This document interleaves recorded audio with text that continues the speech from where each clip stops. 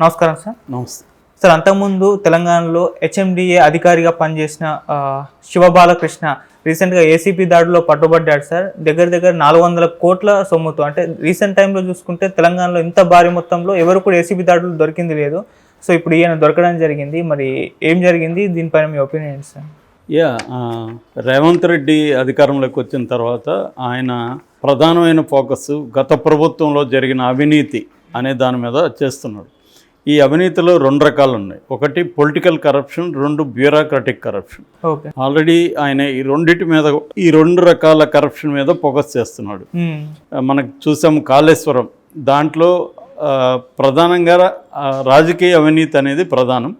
అట్లాగే ఆ కాంట్రాక్టర్ కూడా మేఘా కృష్ణారెడ్డి, ఆయన మీద కూడా నజరేశారు. ఆల్రెడీ విజిలెన్స్ కమిటీ రిపోర్ట్ ఇచ్చింది, దాని మీద చర్యలు తీసుకుపోతున్నారు. దాని మీద సింగిల్ జడ్జితో కూడా చేయబోతున్నారు.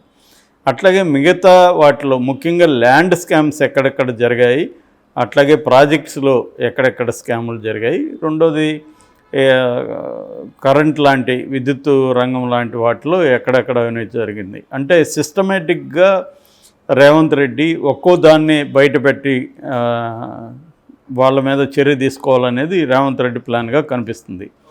సో దీంట్లో నేను గతంలో చెప్పినట్టుగా 2 ప్రయోజనాలు ప్రధానంగా ఉన్నాయి. ఒకటి, గత ప్రభుత్వాన్ని డిఫేమ్ చేయడం. గత ప్రభుత్వం కొన్ని మంచి పనులు కూడా చేసి ఉండొచ్చు. ముఖ్యంగా అభివృద్ధి కానీ ఇటు సంక్షేమం కానీ చాలా వరకు కేసీఆర్ ప్రభుత్వం చేసింది. పవర్ సెక్టర్లో గణనీయమైన పురోగతిని కేసీఆర్ ప్రభుత్వం సాధించింది. అట్లాగే వ్యవసాయ రంగంలో కూడా ఇప్పటివరకు ఎప్పుడూ లేనట్టుగా తెలంగాణలో వ్యవసాయ రంగానికి నీళ్ళు అందించడం కానీ, పర్ యాకరేజ్ అంటారు, అంటే పంటలు పండే విస్తీర్ణాన్ని విపరీతంగా పెంచడం కానీ, ఇవన్నీ ఇట్లాంటి అనేక పనులు చేయగలిగింది.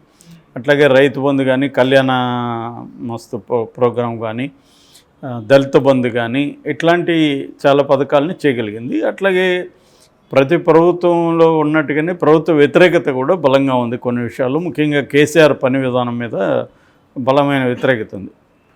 ఇప్పుడు ఏంటంటే కంప్లీట్గా ఈ అభివృద్ధి అనే మోడల్ని దెబ్బకొట్టడానికి కేసీఆర్ నీళ్ళు ఇచ్చాడు కానీ ఆ నీళ్ళల్లో 1,00,000 కోట్ల అవినీతి జరిగింది. కేసీఆర్ పవర్ ఇచ్చాడు కానీ ఆ పవర్లో వేలాది కోట్ల 85,000 కోట్ల ఎంత అవినీతి జరిగింది.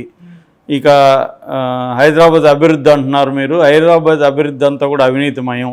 ఇలాంటి ఒక నెరేటివ్ని రేవంత్ రెడ్డి తీసుకురాదలుచుకున్నాడు. దీనివల్ల ఏమవుతుందంటే గత ప్రభుత్వం సాధించిన ఈ హైదరాబాద్ అభివృద్ధి, అర్బన్ సెంటర్స్ డెవలప్ అవ్వడం, అనేక కంపెనీలు రావడం, ఇవన్నీ పాజిటివ్ పాయింట్స్. అందుకనే మనకి గ్రేటర్ హైదరాబాద్ చుట్టుపక్కలంతా కూడా బీఆర్ఎస్ఏ సీట్లు వచ్చాయి బలంగా. లేకపోతే ఇంకా ఘోరంగా ఉండేది, 39 కూడా వచ్చిండేది కాదు వాళ్ళకి. ఇది సేవ్ చేసింది ఒక రకంగా. దానికి ప్రధాన కారణం ఏంటంటే హైదరాబాదు అభివృద్ధి జరగడం, ఇక్కడ రియల్ ఎస్టేట్ డెవలప్ అవ్వడం, ఇవన్నీ ఉన్నాయి. ఇవన్నీ వాళ్ళ క్రెడిట్లో ఉన్నాయి. ఈ క్రెడిట్ని డిస్క్రెడిట్ చేయడానికి రేవంత్ రెడ్డి ఏం చేస్తున్నా అంటే ఇక్కడ ఎలాగ అవినీతి జరిగిందనేది ప్రజలకి కళ్ళకు కట్టినట్టు చూపించాలి అనేది ఇప్పుడు అతను నిర్ణయం తీసుకున్నాడు. దీనివల్ల ఏంటంటే గత ప్రభుత్వం చేసిన మంచి పనులను కూడా డిస్క్రెడిట్ చేయడం, అది ప్రధానమైన టాస్క్. రెండవ టాస్క్ ఏంటంటే మొత్తం కూడా ఈ 10 ఏళ్ల పరిపాలనలో రాష్ట్రాన్ని దివాలా తీయించేశారు, అప్పుల్లోకి నెట్టేశారు. 6,71,000 కోట్లు అప్పులైపోయినాయి. అందువల్ల ఖజానాలో డబ్బు లేదు. అప్పుల్లో ఉన్న రాష్ట్రాన్ని మేము బాగు చేయడానికి ట్రై చేస్తున్నాము. సో అందుకని మేము చెప్పిన పథకాలన్నీ కూడా అమలు చేయకపోతే అది బాధ్యత మాది కాదు, బీఆర్ఎస్ది అన్న ఒక డైరెక్ట్గా ఈ మాట చెప్పరు కానీ ఇండైరెక్ట్గా జనాల్లో సైకాలజీలోకి ఇది తీసుకెళ్ళడం. ఈ 2 టాస్కులు ప్రధానంగా మన రేవంత్ రెడ్డి ముందు ఉన్నాయి. దానివల్ల ఆయన ఈ అగ్రెసివ్గా వెళ్తున్నాడు. అయితే నిజంగా కూడా షాకింగ్గా ఉంది ఇప్పుడు ఈ సంఘటన. అవినీతి తిమింగలమా లేకపోతే ఇంకా పెద్ద జంతువా అని కూడా చెప్పలేం. శివబాలకృష్ణ ఈయన వచ్చి గతంలో హెచ్ఎండిఏ హైదరాబాద్ మెట్రో డెవలప్మెంట్ అథారిటీకి డైరెక్టర్గా ఉన్నాడు. తర్వాత ఇప్పుడు దీంట్లో ఉన్నాడు, మెట్రో రైల్ లిమిటెడ్ ప్లానింగ్ ఆఫీసర్గా ఉన్నాడు. దానికి ముందు కూడా రియల్ ఎస్టేట్ రెరా అంటారు, అంటే రియల్ ఎస్టేట్ రెగ్యులేటరీ అథారిటీ అనమాట. రెరా అంటే ఏంటంటే రియల్ ఎస్టేట్ రెగ్యులేటరీ అండ్ డెవలప్మెంట్కి సంబంధించి యాక్ట్ ఒకటి వచ్చింది 2016లో పార్లమెంట్లో ఒక యాక్ట్ చేశారు, చట్టం తీసుకొచ్చారు. రియల్ ఎస్టేట్ని రెగ్యులేట్ చేయడం, డెవలప్ చేయడానికి సంబంధించిన ఒక చట్టం.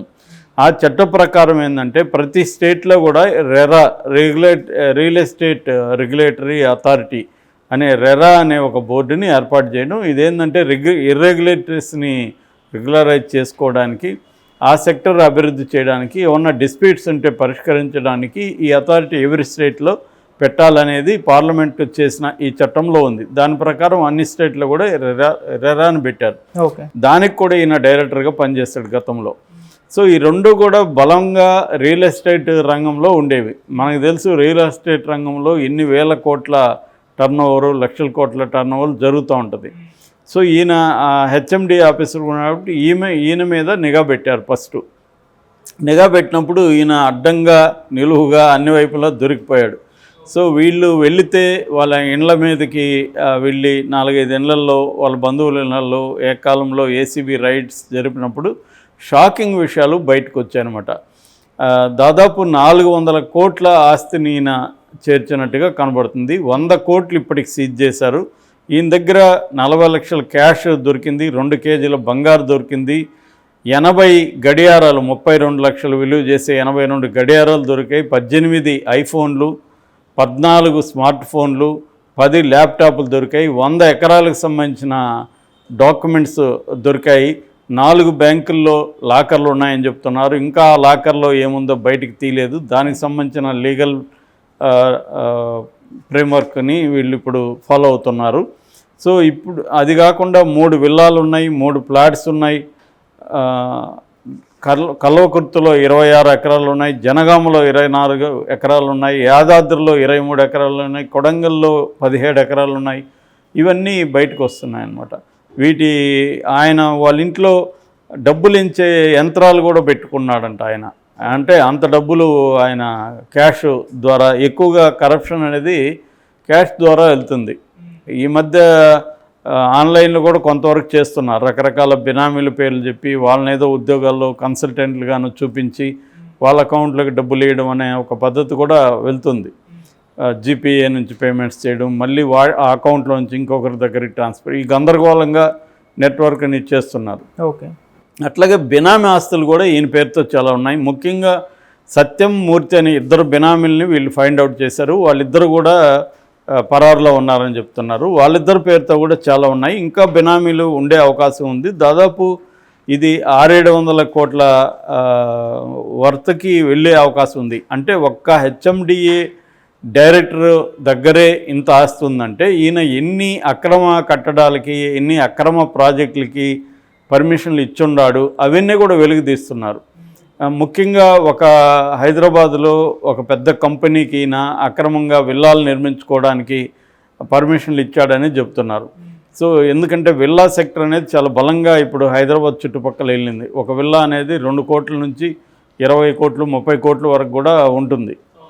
సో అది వాళ్ళు ఒక 100 విల్లాలు 500 విల్లాలు కట్టినప్పుడు అదే మల్టీ 100 crores లేదా 1000 crores వెళ్ళిపోతుంది ఆ ప్రాజెక్టు. సో అటువంటి వాటికంతా ఈయన పర్మిషన్లు ఇవ్వడానికి డబ్బులు లాగాడని చెప్తున్నారు. సో ఒక హెచ్ఎండిఏ అధికారే ఇంత డబ్బులు లాగితే వీళ్ళ బాసుల దగ్గర ఇంకెంత ఉండాలి అన్నది ఇప్పుడు అందరూ కూడా కాంగ్రెస్ వాళ్ళు మాట్లాడుతున్నారు. అంటే ఇదేంటంటే ఒక దగ్గర అదే తీగలాగితే డొంకంతా కదిలిందన్న పాత సామెత ఉంది కదా, అలాగా ఒక దగ్గర కదిపితే మొత్తంగా బీఆర్ఎస్ పార్టీ మొత్తం అవినీతిమయం అనేది ఇప్పుడు నిరూపించాలనేది బయలుదేరారు. ఈయన ఇప్పుడు అరెస్ట్ చేసి జైలుకి పెట్టారు. ఆల్రెడీ 14 రోజులు, ఫిబ్రవరి 14 వరకు ఆయనకి రిమాండ్ విధించినట్టుగా చెబుతున్నారు.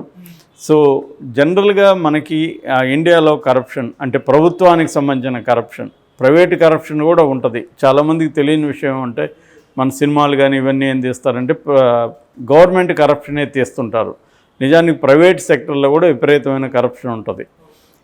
కరప్షన్ లేనిది ఏమీ లేదు. చాలామంది ఏమనుకుంటారంటే సో బ్రిటిష్ వాళ్ళ కాలంలో కరప్షన్ లేదనుకుంటారు. అది కూడా రాంగు. బ్రిటిష్ వాళ్ళ కాలంలో కూడా కరప్షన్ మీద చాలా పుస్తకాలు వచ్చాయి, చాలా స్టడీస్ ఉన్నాయి. నేను 1860లో ఒక బుక్ చదివాను. 1860లో ఒక సీనియర్ ఇంజనీరు కొత్తగా బ్రిటన్ నుంచి భారతదేశానికి రాబోతున్న ఇంజనీర్లకి ట్రైనింగ్ క్లాస్ పెట్టాడనమాట. ఆ ట్రైనింగ్ క్లాస్లో ఒక మాట ఆయన ఏం చెప్తున్నాడంటే, మీరు ఇండియాకి బంగారు సంపాదించుకోవాలని కానీ ఎవరైనా వెళ్తుంటే మాత్రం వెళ్ళకండి. ఎందుకంటే ఇంతకుముందు తూర్పు India, east India company rule ఉన్నప్పుడు మన వాళ్ళందరూ బ్రహ్మాండంగా బంగారు సంపాదించుకొని వచ్చారు. ఇప్పుడు అలాంటిది ఇది లేదు. ఎందుకంటే ఇప్పుడు రాణి ప్రభుత్వం వచ్చింది, ఇప్పుడు స్ట్రిక్ట్ అయింది. కాబట్టి ఆ ఉద్దేశంతో ఎవరైనా ఇండియాకి వెళ్తుంటే వెళ్ళొద్దు అని చెప్తున్నాడు. అంటే అర్థం ఏంటి? ఈస్ట్ ఇండియా కంపెనీలో విపరీతమైన కరప్షన్ ఉందని. రాని తర్వాత కూడా వచ్చింది. ఆయన అలా చెప్తున్నాడు, హెచ్చరిస్తున్నాడు, స్ట్రిక్ట్ అయింది రూల్స్ అని. ఓకే. అంటే బ్రిటిష్ కాలంలో కూడా కరప్షన్ మీద మనోళ్ళు కూడా చాలా పుస్తకాలు రాశారు. వాళ్ళకి దుబాసీలుగా పనిచేసిన చాలామంది రాసినవి ఉన్నాయి. సో ఏమైనా కరప్షన్ అయితే ప్రధానంగా ఇండియాలో 2 రకాలు చెప్పుకోవచ్చు. ఒకటి పొలిటికల్ కరప్షన్, రెండోది బ్యూరోక్రటిక్ కరప్షన్. ఈ బ్యూరోక్రటిక్ కరప్షన్లో మళ్ళీ కొన్ని రకాలు ఉన్నాయి. ఒకటి పెట్టి కరప్షన్. పెట్టి కరప్షన్ అంటే మనం ఏదో సర్టిఫికేట్ అడగడానికి వెళ్తాము రెవెన్యూ డిపార్ట్మెంట్కి, వాడేదో 1000 రూపాయలు ఇయ్యో 2000 ఇయ్య అంటాడు, అది పెట్టి corruption. Grand corruption. Grand corruption అంటే మనవాడు ఇప్పుడుది, అంటే 100 కోట్లాది రూపాయలు తీసుకోవడం. ఎందుకంటే ల్యాండ్ కానీ ప్రాజెక్టులు కానీ మల్టీ 100 లేదా మల్టీ 1000 crores ఉంటుంది కాబట్టి అక్కడ వీళ్ళు కరప్షన్ కూడా క్రోర్స్లోనే ఉంటుంది అనమాట. సో ఇది గ్రాండ్ కరప్షన్ అనమాట. ఇది కాకుండా ఎక్స్టార్షన్ ఉంటుంది. అంటే ఇప్పుడు బస్సులు పెట్టుకుంటారు, ఆర్టీఓ అధికారులు ఈ బస్సులు ఓనర్లను బెదిరించి డబ్బులు లాగుతూ ఉంటారు. దీన్ని ఎక్స్టార్షన్ అంటాం. అంటే రెగ్యులర్గా అవినీతి జరుగుతూ ఉన్న చోట వీళ్ళకి అవసరమైనప్పుడు వాళ్ళని బెదిరించి డబ్బులు లాక్కోవడం. ఇది కూడా బ్యూరోక్రాట్స్, హై స్థాయిలో వాళ్ళు. వీళ్ళు ఎక్కువగా పోలీస్ డిపార్ట్మెంట్లు ఇది ఉంటుంది.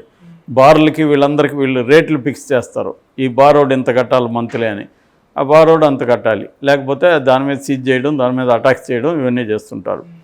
ఇక 4వది నెపోటిజం కూడా ఒక రకమైన కరప్షనే. అంటే మన బంధువులను పెట్టడం, మనకు తెలిసిన వాళ్ళని అధికారులుగా తీసుకురావడం, పోస్టుల్లో పెట్టడం, ఇవన్నీ కూడా బ్యూరోక్రటిక్ కరప్షన్లో భాగమే. ఇంకా పొలిటికల్ కరప్షన్ చెప్పాల్సిన అవసరం లేదు, అది బీభత్సంగా ఉంటుంది.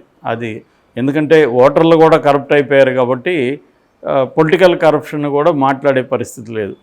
అందుకనే ఇక్కడ ఏంటంటే సివిల్ సొసైటీ కూడా కరప్షన్లోకి వెళ్ళిపోయింది కాబట్టి సివిల్ సొసైటీ గట్టిగా ఈ కరప్షన్కి వ్యతిరేకంగా ఫైట్ చేసే పరిస్థితి లేదు. దీనికి ఒకటే మార్గం ఏంటంటే ట్రాన్స్పరెన్సీని తీసుకురావడం, టెక్నాలజికల్ ట్రాన్స్పరెన్సీని తీసుకురావడంలో. ఇంతకుముందు ఫర్ ఎగ్జాంపుల్ రైల్వే టికెట్ బుకింగ్లో విపరీతమైన కరప్షన్ ఉండేది. ఇవాళ యాప్స్ రావడం, టెక్నాలజికల్ అడ్వాన్స్మెంట్ రావడంతో ఆ కరప్షన్ చాలా వరకు తగ్గింది. అట్లా ఇప్పుడు ల్యాండ్ విషయంలో కూడా అలాంటివి ట్రై చేస్తున్నాయి కొన్ని గవర్నమెంట్స్. సో ట్రాన్స్పరెన్సీ కానీ తీసుకొస్తే చాలా వరకు కరప్షన్ తగ్గే అవకాశం అయితే ఉంది. ఏదేమైనా ఇది షాక్ ఇచ్చే అంశంగా మనం చెప్పుకోవచ్చు.